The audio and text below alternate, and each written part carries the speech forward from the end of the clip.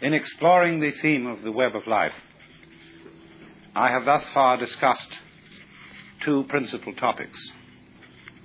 First, the web considered as selectivity.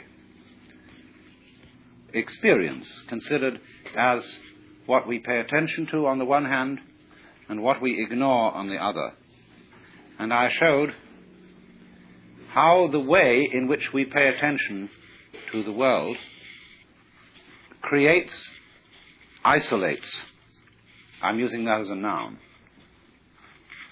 isolates that we call particular things, events, and persons, and they seem to be disconnected and to be alone because we ignore the connections between them. And I used the analogy of weaving where the threads go underneath and join on the back in a way that is not seen on the front. So you might say in the unconscious, although I don't particularly like that word because it makes it seem as if it was something rather dead. But on the unconscious side of life, as on the back of the weaving or the back of the embroidery, there are connections which are not published. Now, in the second part of the theme was the web as mutuality. When I discussed the way the existence of a web, the existence of cloth or anything like that, depends on a mutual support of the warp and the woof. And this miraculous thing occurs that when the things support each other, being comes into being, cloth comes into being. And so in exactly the same way, our world is a manifestation of relativity. And this requires a balance, a combination, a relationship of opposites in every domain of life. And although these opposites are explicitly different and even antagonistic, they are implicitly one. And that's the secret. See, these two secrets that we went into. The connection between what are supposed to be separate things and events and the mutual unity between what are manifestly, that is to say openly, for purposes of publication, opposites. Now this afternoon I'm going to take two other aspects of the web. The web is a trap, like the spider's web is a trap for flies. Also, the lovely embroideries are worn by women as traps for men, from a certain point of view.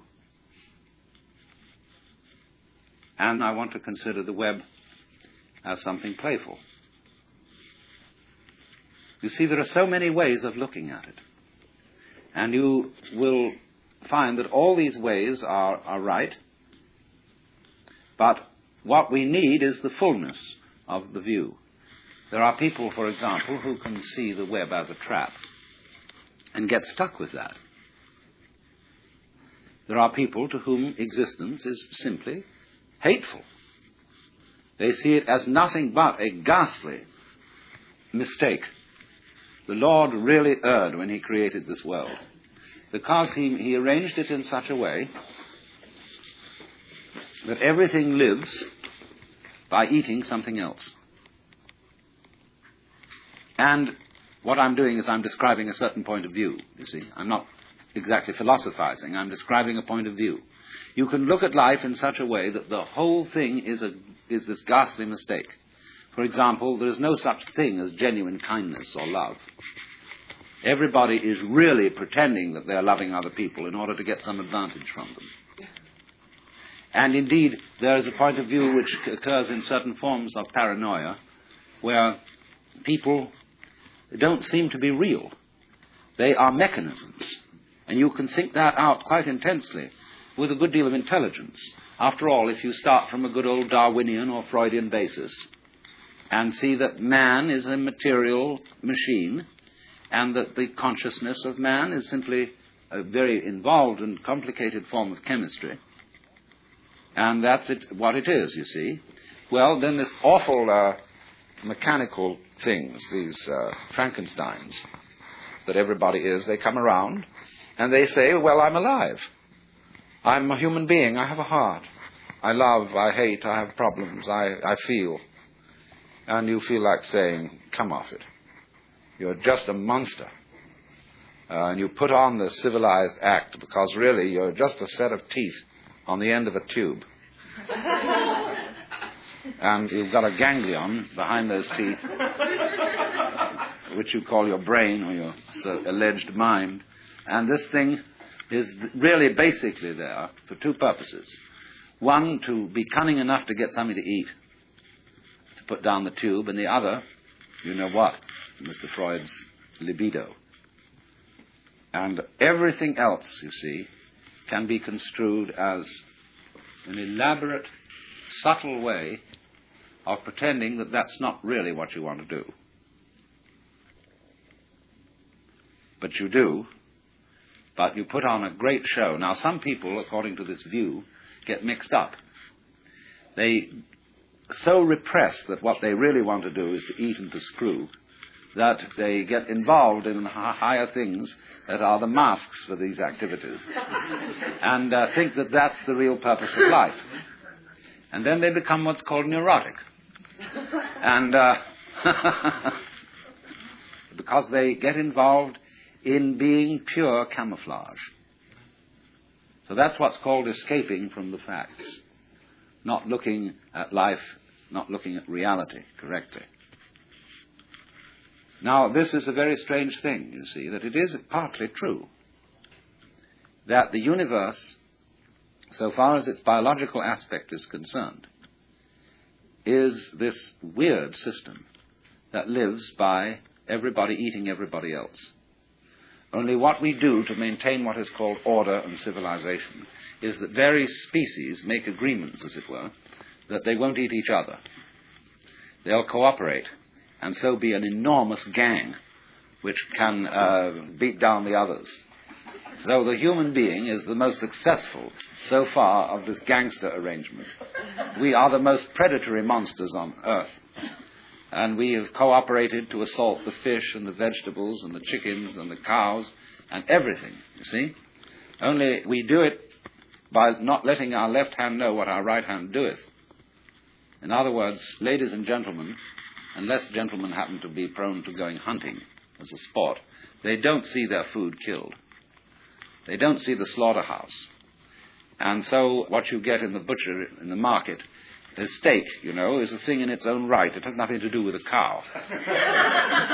A steak is a thing shaped thus and so, and it looks as if it might be like a banana or something like that, you know, and nobody worries. And when a fish is served up, it does indeed look like a fish, but it's not the squiggly, squirmy fish that comes out on the end of a fisherman's line.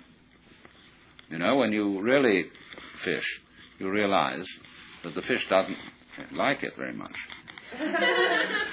Now, there is that absolutely extraordinary side of things that is really terrifying. And so, let me repeat the illustration I used of the cross in the net,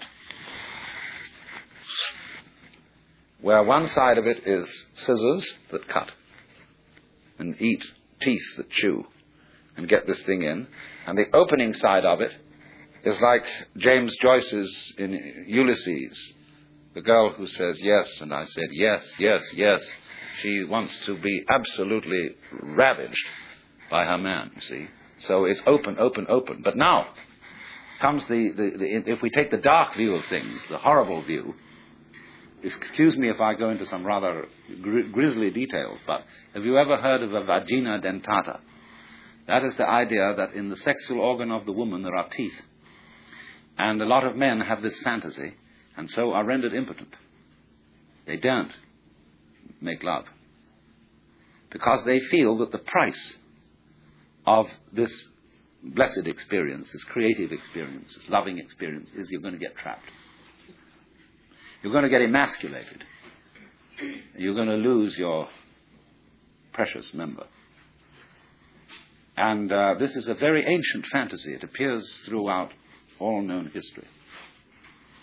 Because this is simply the woman's come on, where she attracts, but she is out really to get you.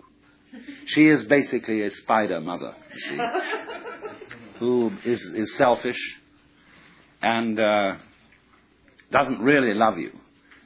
Not really, but says she does.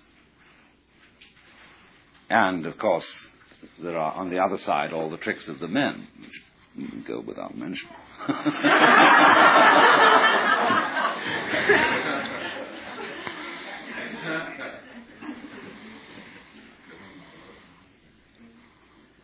So, this is a view of the world as a system of mutual exploitation and of maximal selfishness. Now, it's a very profitable view to explore.